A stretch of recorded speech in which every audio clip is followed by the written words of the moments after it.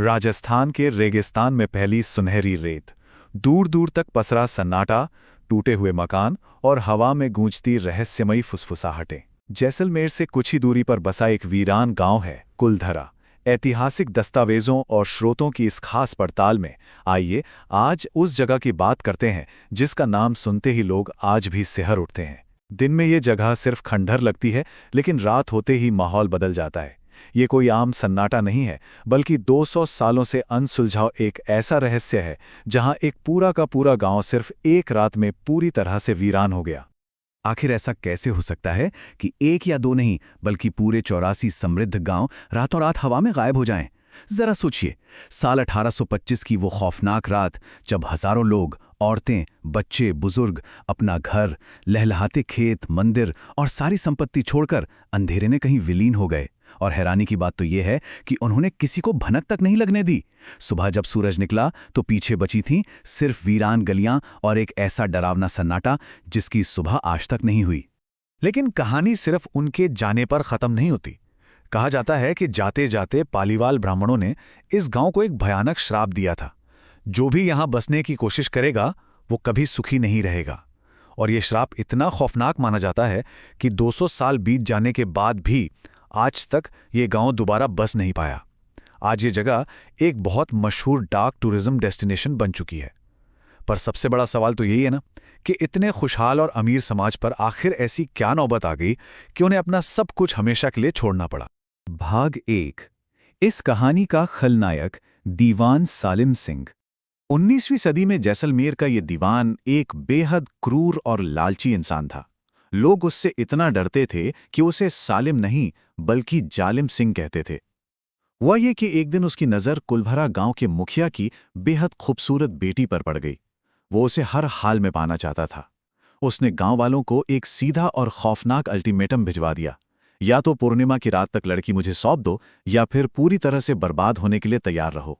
अब पालीवाल समाज के सामने सिर्फ दो ही रास्ते थे, या तो अपनी बेटी की इज्जत बचाएं या अपने 500 साल पुराने खुशहाल आशियाने को विनाश की आग में झोंक दें।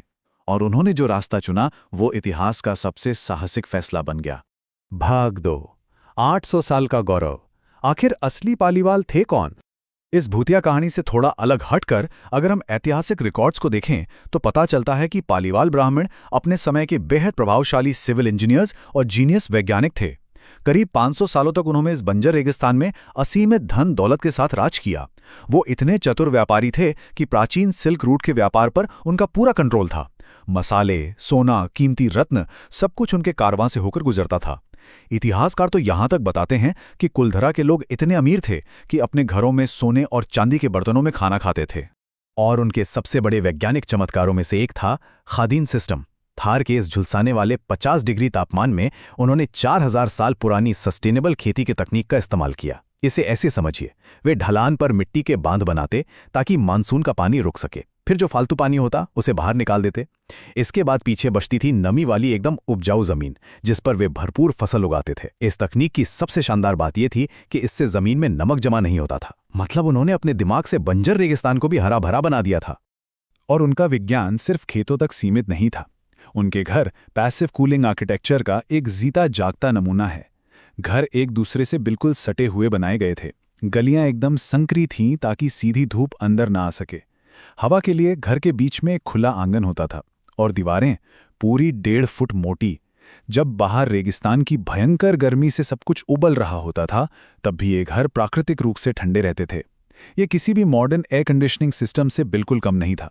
भाग 3। पैरानॉर्मल जांच, भूतों के इस रहस्य की असलियत। तो क्या वाकई कुलधरा में आज भी आत्माएं भटकती हैं? कई लोगों ने दावा किया है कि रात में यहां औरतों के रोने की आवाजें आती हैं या गाड़ियों पर बच्चों के हाथों के निशान मिलते हैं।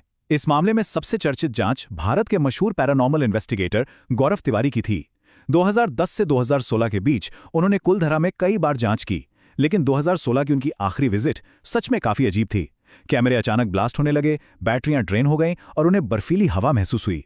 इसके कुछ ही दिन बाद 7 जुलाई 2016 को रहस्यमय परिस्थितियों में उनके ही घर के बाथरूम में उनका निधन हो गया। मीडिया ने तुरंत इस दुखद घटना को कुलधरा के श्राप से जोड़ दिया। लेकिन रुकिए, विज्ञान और तर्क की कसौटी पर ये भूतिया दावे कितने सच हैं? आइए इन भ्रांतियों को एक एक करके तोड़ते हैं। वो जो रोने की आवाजें आती हैं, असल में वो खंडरों से गुजरती रेगिस्तानी हवाओं की तेज आवाज है, जिसे पावर ऑफ सजेशन यानी डर के कारण हमारा दिमाग किसी का रोना समझ लेता है। और गाड़ियों पर बच्चों के निशान, वो दिन की उड़ती हुई बारीक धूल पर लगे बच्चों के ही हाथ के निशान होते हैं, जो रात में ओस पड़ने पर अचानक चमकने लगते हैं। और वो जो अचानक महसूस होने वाली ठंड है, वो कोई अदृश्य शक्ति नहीं है, वो पाली वालों की वही 800 साल पुरानी पैसिव कूलिंग तकनीक है जो आज भी काम कर रही है। और रही बात गौरव तिवारी की, तो पुलिस जांच में यह साफ हो गया था कि वे भारी आर्थिक और मानसिक तनाव के कारण डिप्रेशन से जूझ रहे थे। भाग 4, पतन का ऐतिहासिक सच, गायब होने की असली कहानी। तो अगर भूत प्रेत नहीं थे और 84 गांव रातों रात किसी जादू से गायब नहीं हुए, तो फिर असली सच क्या है? दस्तावेजों में दर्ज इतिहास की कहानी कुछ और ही है। जहां लोक कथाएं कहती हैं कि सब कुछ एक ही रात में खाली हो गया, वहीं जनसंख्या के पुराने रिकॉर्ड्स हमें बताते हैं कि ये तबाही रातों रात नहीं हुई थी, बल्कि ये एक स्लो डेथ यानी धीमी बर्बादी थी। आबादी कई दशकों के भीतर धीरे धीरे 800 से घटकर सिर्फ 37 रह गई थी।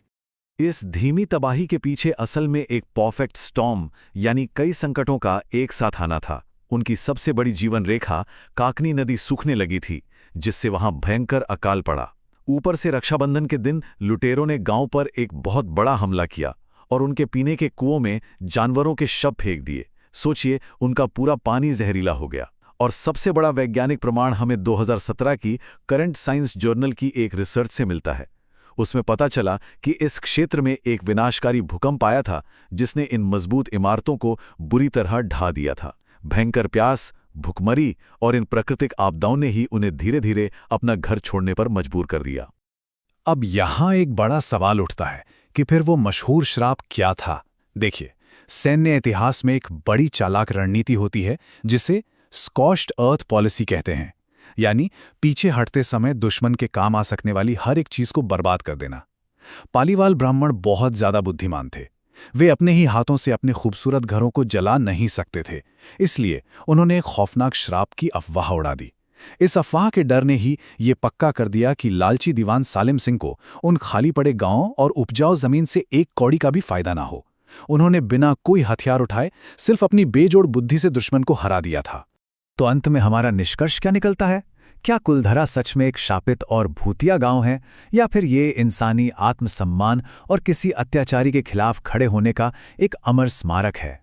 आज भी जब शाम 6 बजे कुलधरा के गेट बंद होते हैं, तो वो किसी श्राप का खौफ नहीं है, बल्कि वो जुल्म के खिलाफ 200 साल पुरानी एक बुलंद आवाज की गूंज है। ये एक ऐसे समाज की दास्तान है जिसने अपने स्वाभिमान के लिए खुद को इतिहास के पन्नों में विलीन करना चुन लिया। ऐतिहासिक स्रोतों की इस खास पड़ताल में बस इतना ही। उम्मीद है इस विश्लेषण ने इतिहास और रहस्य